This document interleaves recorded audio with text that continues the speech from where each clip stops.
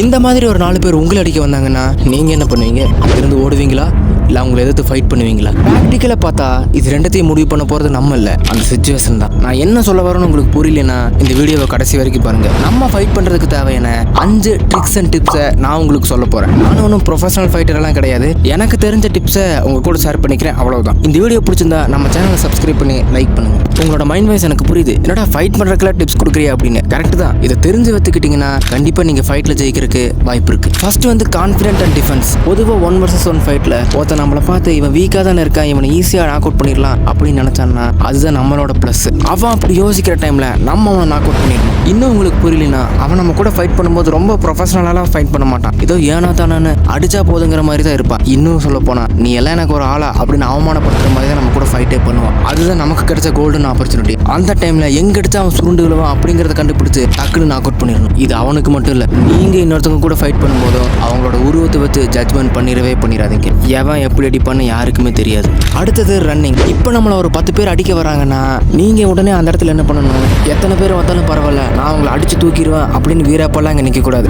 சினிமாவில் மட்டும் தான் நடக்கும். இந்த மாதிரி சிச்சுவேஷனில் நம்ம அங்கிருந்து எப்படி எஸ்கேப் ஆகுறது அப்படிங்கிறத பற்றி தான் யோசிக்கணும். அதை விட்டுட்டு அங்கிருந்து ஓடாமல் நான் ஃபைட் பண்ணியே தான் ஆவேன், தலைகீழாக தான் குதிப்பேன் அப்படின்னு நாங்கள் நின்றுட்டு இருந்தீங்கன்னா உங்களை புலகடிச்சு விலகேற்றிடுவானுங்க. ஸோ ஒரு ஃபைட் நடக்கும்போது சினிமாவில் வர மாதிரி ரொம்ப ஃபேண்டஸி யோசிக்காதுங்க. நம்ம உலகத்துக்கு ஏற்ற மாதிரி ப்ராக்டிக்கலாக யோசிச்சு பாருங்க. 10 பேர்த்து அடிக்கிற அளவுக்கு யாருக்குமே அங்கே சக்தி கிடையாது. நீங்கள் நினைக்கல ஏன் ப்ரூஸ்லி மைக் டெஸ்ட்னாலே முடியாது அப்படின்னு. அவங்க வேற, அவங்களாம் ப்ரொஃபஷனல் ஃபைட்டர்ஸ், ரொம்ப பிளான் பண்ணி ஃபைட் பண்ணுறவங்க. நான் இப்போ பேசிட்டு இருக்கிறது நம்மளை பற்றி மட்டும்தான். ஸோ ஒரு 10 பேர் அடிக்க வராங்கன்னா ஃபஸ்ட்டு உங்களை காப்பாற்றிக்குங்க, அதுக்கப்புறம் நீங்கள் திருப்பி அடிக்கிறத பற்றி பார்ப்போம். நீங்கள் ஒரு பர்ஃபெக்ட் மஸ்குலர் பாடியாக இருந்தீங்கன்னா அந்த 10 பேர்த்த சமாளித்து அங்கேருந்து வேணால் தப்பிச்சு வரலாம், அவ்வளோதான் முடியும். அதில் நீங்கள் ஒரு 2-3 பேர் வேணால் அவங்களால அடிக்க முடியும். ஆனால் நீங்கள் 10 பேர்த்தையும் நான் அடிப்பேன் சமாளிச்சிருவேன் அப்படின்னு அங்கே நின்றுக்கிட்டு இருந்தீங்கன்னா உங்கள் எனர்ஜி தான் தேவையில்லாமல் வேஸ்ட் ஆகும். அவங்க உங்களை ஈஸியாக அடித்து தூக்கி போட்டுருவாங்க. அதுக்கப்புறம் நான் நிறைய ஸ்ட்ரீட் ஃபைட்லாம் பார்த்துருக்கேன். ஒருத்தர் மாற்றி ஏனா தானே குத்திக்குவாங்க. அவங்க மேலே அடி விழுதா இல்லையான்னு கூட தெரியாது. இந்த வடிவேல் காமெடியில் வரல, கண்ணை மூடிக்கிட்டு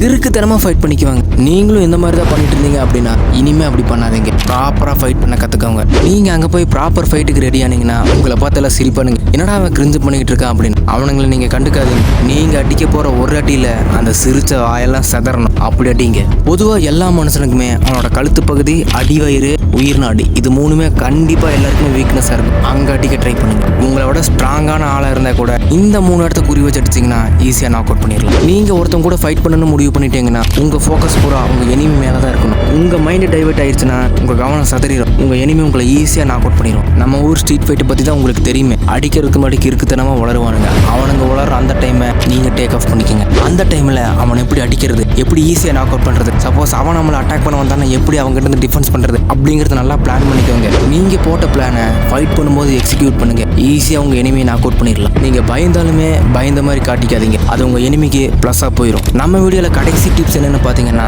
ஜிம்முக்கு போங்க, உங்கள் பாடியை டெவலப் பண்ணுங்கள், முடிஞ்சதாக செல்ஃப் டிஃபென்ஸ் கற்றுக்கோங்க. இப்போ நீங்கள் கும்ஃபு கற்றுக்க போகிறா அப்படின்னு யாராவது கிட்ட சொன்னீங்கன்னா அவங்க உங்களை பார்த்து சிரிப்பாங்க. சப்போஸ் கற்றுக்கிட்டு வந்து நீங்கள் நின்னீங்கன்னா அவங்க உங்ககிட்ட எதிர்த்து பேசக்கூட பயப்படுவாங்க. ஏன்னா பேசினாவே செதறிங்கிற பயம் இருக்கும். ஸோ சுற்றி இருக்கிறவங்க என்ன சொன்னாலும் கண்டுக்காதீங்க. உங்கள் பாடியை டெவலப் பண்ணுறதுக்கான வழியை பாருங்கள். தற்காப்பு கலைகள் கற்றுக்கோங்க. ப்ராக்டிக்கலாக யோசிச்சு பார்த்தீங்கன்னா நான் என்ன சொல்ல வரேன்னு உங்களுக்கு கண்டிப்பாக புரியும். ஸோ நான் வீடியோட ஃபர்ஸ்ட்டில் சொன்ன மாதிரி ஒரு 4 பேர் நம்மளை அடிக்க வராங்கன்னா அங்கேருந்து ஓடுவீங்களா இல்லை ஃபைட் பண்ணுவீங்களான்னு நான் கேட்டேன். அதை சூஸ் பண்ணுறது அந்த சிச்சுவேஷன் தான் சொன்னேன். அதுக்கு என்ன மீனிங்னா, நீங்கள் ஒரு நார்மல் சில்ட்ரனாக இருந்தீங்கன்னா வேறு வழியே இல்லை, அங்கேருந்து ஓடி தான் ஆகணும். இதுவே நீங்கள் ஒரு தற்காப்பு கலைகள் கற்றுக்கிட்ட, செல்ஃப் டிஃபென்ஸ் கற்றுக்கிட்ட, ஒரு ஜிம்முக்கு போய் பாடியை டெவலப் பண்ணி ஒரு மஸ்குலர் மென்னாக இருந்தீங்கன்னா அங்கேருந்து ஓட வேண்டிய அவசியம் உங்களுக்கு இல்லை. ஈஸியாக அவங்களை 4 பேரையும் அடித்து செதற விடலாம். நான் சொன்னது உங்களுக்கு புரிஞ்சிருக்குன்னு நினைக்கிறேன். இந்த வீடியோ பிடிச்சிருந்தா சேனலை சப்ஸ்கிரைப் பண்ணி லைக் பண்ணி உங்கள் ஃப்ரெண்ட்ஸ் அண்ட் ஃபேமிலிக்கு ஷேர் பண்ணுங்கள். தேங்க்யூ.